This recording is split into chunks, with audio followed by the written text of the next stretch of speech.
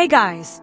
Want to manage who can view your TikTok profile, videos, and live streams based on age?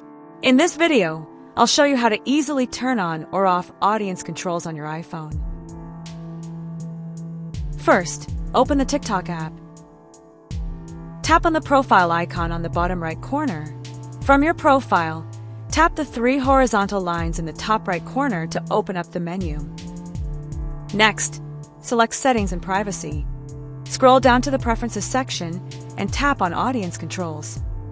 Here, you'll see the age 18 and older setting. Simply toggle the switch on to restrict your content to viewers aged 18 and above, or toggle it off to leave it open to everyone. And that's all there is to it. If this video was helpful, make sure to give it a thumbs up and subscribe for more quick TikTok tutorials. Thanks for watching.